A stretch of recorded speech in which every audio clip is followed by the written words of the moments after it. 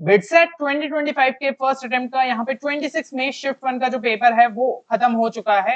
And जैसा कि हमें स्टूडेंट से यहाँ पे एक इनिशियल रिव्यू मिला है कि पेपर का उन्हें लेवल ऑफ डिफिकल्टी किस तरीके से देखने को मिला, कौन से चैप्टर्स का यहाँ पे वेटेज जो है थोड़ा सा ज्यादा था, साथ ही साथ यहाँ पे जो है मेमोरी बेस्ड क्वेश्चंस भी उन्होंने कुछ प्रोवाइड किया है। तो वीडियो को एंड तक देखिएगा ताकि आपको जो है यहाँ पे आइडिया लगे कि आपकी शिफ्ट्स में क्या क्या चीजें जो है आप एक्सपेक्ट कर सकते हैं। एंड हर एक शिफ्ट के बाद जो है यहाँ पे आप इस गूगल फॉर्म को जरूर से भर दीजिएगा। जैसे ही आपकी शिफ्ट खत्म होती है आपको डिस्क्रिप्शन में लिंक मिल जाएगी, प्लस हम कम्युनिटी पोस्ट पे भी लगातार इसको पोस्ट करते रहेंगे। इससे आपको ही यहाँ पे फायदा रहेगा क्योंकि अभी सेकेंड अटेम्प्ट आपका रह गया है, तो जितना ज्यादा हमें डेटा मिलेगा उसके बेसिस पे अपन एनालिसिस कर पाएंगे कि हमें और कहाँ पे वर्क करने की जरूरत है। प्लस यहाँ पे जैसा कि आपसे जो है बिटसेट एग्जाम स्कोर भी पूछा जा रहा है, तो कट ऑफ को प्रेडिक्ट करने में भी ये चीज हमें हेल्प करेगी। तो इस गूगल फॉर्म को यहाँ पे जो है आप जरूर से भरिएगा। एंड देखिए, जिनका भी पेपर शायद उतना अच्छा नहीं गया है, आपने अपना बेस्ट देने की कोशिश करी, अब पूरे तरीके से यहाँ पे सेकंड अटेम्प्ट के लिए लग जाइए ताकि उसके अंदर एक अच्छे स्कोर तक पहुंच पाए। साथ ही साथ अगर आप जो है यहाँ पे प्रॉपर स्ट्रक्चर तरीके से जो है यहाँ पे सेकंड अटेम्प्ट के लिए एफर्ट्स डालना चाहते हो, तो आप हमारे BITSAT 2025 crash course Arjun batch को जरूर से चेक करिए, क्योंकि इसमें आपको हर एक वो रिसोर्स देखने को मिल जाएगा जो कि बिटसेट क्रैक करने में आपको हेल्प कर सकता है। देखिए, फर्स्ट अटेम्प्ट अगर आपने हल्के में ले भी लिया तो यहाँ पे अभी भी सेकंड अटेम्प्ट आपके पास एक अच्छा खासा मौका है। तो आपको बिना कोई देर किए इसको जरूर से यहाँ पे चेक करना चाहिए। प्रोसीजर आप सभी के सामने किस तरीके से एनरोल करना है, बाकी हमारी वेबसाइट पे विजिट करके आप कोर्स में एनरोल कर सकते हैं। कोर्स से रिलेटेड अगर कोई भी क्वेरी है तो गिवन नंबर पे आप हमारी टीम को यहाँ पे कॉन्टेक्ट भी कर सकते हैं। अब यहाँ पे जो कुछ क्वेश्चन हमने यहाँ पे फॉर्म के अंदर डाले उनके मैं रिस्पॉन्सेस यहाँ पे आपको बताना चाहूंगा। सबसे पहले कि was the notepad containing rough sheets sufficient, क्योंकि ये क्वेश्चन स्टूडेंट्स के मन में था क्या रफ शीट्स जो है सफिशिएंट रहेगी। तो 95% स्टूडेंट्स जिन्होंने यहाँ पे रिस्पॉन्सेस भरे उन्होंने ये चीज पाई कि शीट्स उनके लिए सफिशिएंट थी। अब कुछ तो स्टूडेंट्स ऐसे रहते हैं कि वो रफ शीट्स को अच्छे तरीके से यूज ही नहीं करते, तो उनको हम छोड़ देते हैं, बट मेजोरिटी स्टूडेंट्स के लिए सफिशिएंट थी। तो ये आपको टेंशन लेने की जरूरत नहीं है कि रफ शीट्स जो है सफिशिएंट रहेगी या फिर नहीं।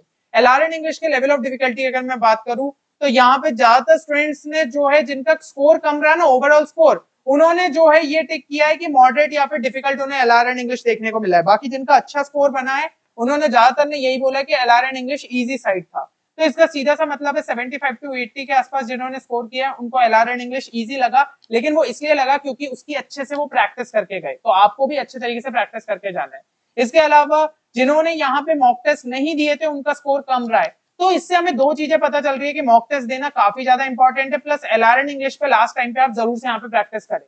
और अभी भी अगर आपका पेपर में जो है टाइम है तो आपको एलआरएन इंग्लिश का हमारा कोर्स जरूर से एक बार चेक कर लेना चाहिए, क्योंकि इसे आप बहुत आराम से जो है 11 से 12 घंटे में कंप्लीट कर सकते हो और दोनों ही अटेम्प्ट्स में आपके लिए हेल्पफुल साबित होगा। प्लस यहाँ पे जो है आपको मॉक टेस्ट भी रेलिवेंट यहाँ पे हमारी वेबसाइट पे देखने को मिल जाएंगे, तो उनको भी आप चेक कर सकते हैं, है ना। एंड यहाँ पे अगर लास्ट में आपको शॉर्ट नोट्स के थ्रू रिविजन करना है तो ये पैकेजेस भी आपके यहाँ पे हमारी वेबसाइट पे अवेलेबल है। अब लेवल ऑफ डिफिकल्टी की अगर हम बात करें, देखिए फिजिक्स जो है मॉडरेट साइड हमें देखने को मिला, कुछ क्वेश्चन तो डायरेक्ट फॉर्मूला बेस्ड थे जिन्हें हम काफी ज्यादा इजी कैटेगरी में यहाँ पे डाल सकते हैं। केमिस्ट्री इजी और मॉडरेट का यहाँ पे मिक्सचर था। तीनों ही सेक्शन आपके ऑर्गेनिक इनऑर्गेनिक फिजिकल इंपॉर्टेंट थे, क्योंकि कुछ सेट्स में क्या हुआ अलग अलग सेट्स रहते हैं, तो कुछ सेट्स में क्या हुआ ऑर्गेनिक का वेटेज था ही नहीं, कुछ में जो है ऑर्गेनिक का अच्छा खासा वेटेज था, इसलिए सब चीजें अच्छे तरीके से करके जाइएगा। हाँ, अब यहाँ पे सारी शिफ्ट में क्या चीजें कुछ कॉमन सी देखने को मिली वो जरूर से मैं आपको बता दूंगा, लेकिन जितना ज्यादा मैक्सिमम करके जाओगे उतना बेटर आप यहाँ पे स्कोर करोगे। और मेजोरिटी चीजें हमें एनसीईआरटी बेस्ड देखने को मिली।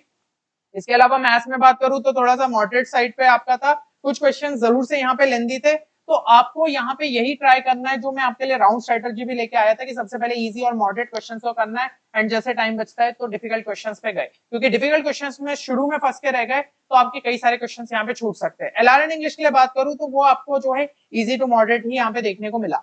अब हम जो है फिजिक्स के पहले कुछ हाई वेटेज टॉपिक से अगर बात करें तो इलेक्ट्रोस्टैटिक्स हो गया आपका, इसका अच्छा खासा वेटेज था, कुछ क्वेश्चंस डायरेक्ट फार्मूला बेस्ड थे। ग्रेविटेशन में भी हमें जो है फार्मूला बेस्ड क्वेश्चन देखने को मिले कुछ सेट्स के अंदर। फिर मैकेनिक्स में अगर हम बात करें तो यहाँ पे जो है मेजर वेटेज आपका लॉज ऑफ मोशन देखने को मिला, जितने मतलब स्टूडेंट्स के रिस्पॉन्सेस आए सबके मतलब अलग अलग हो सकता है सेट हो, लेकिन लॉस ऑफ मोशन ऐसा था कि कॉमन टॉपिक हमें देखने को मिला। मैग्नेटिक इफेक्ट ऑफ करंट पे क्वेश्चन पूछे, तो इलेक्ट्रोमैग्नेटिज्म तो आपका 12th का सबसे ज्यादा यहाँ पे इंपॉर्टेंट हो ही जाता है, तो उसको जरूर से अच्छे तरीके से करके जाइएगा। करंट इलेक्ट्रिसिटी में भी जो है आपको इजी से क्वेश्चन थे, तो इसको भी अच्छे तरीके से करके जाइएगा। मैकेनिकल प्रॉपर्टीज ऑफ फ्लूइड्स जो है आपका काफी इंपॉर्टेंट रहा यहाँ पे, एंड मॉडर्न फिजिक्स भी जो है आपका यहाँ पे इंपॉर्टेंट रहा। इसके अलावा केमिस्ट्री में बात करें हाई वेटेज टॉपिक्स की, तो इलेक्ट्रोकेमिस्ट्री हो गया, थर्मोकेमिस्ट्री हो गया, फिजिकल केमिस्ट्री में हमें ये काफी इंपॉर्टेंट क्वेश्चन देखने को मिले।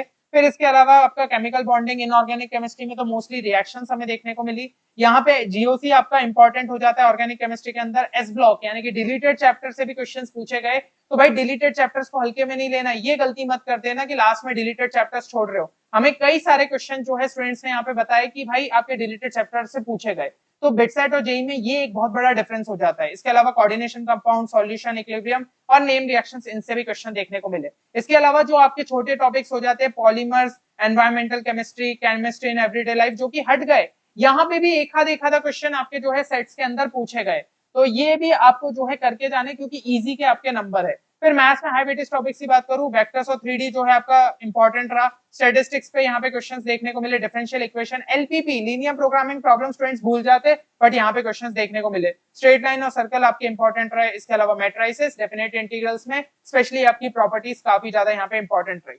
अब यहाँ पे एलआरएन इंग्लिश की अगर हम बात कर ले, तो सीरीज आपका सबसे ज्यादा इंपॉर्टेंट टॉपिक हो गया था।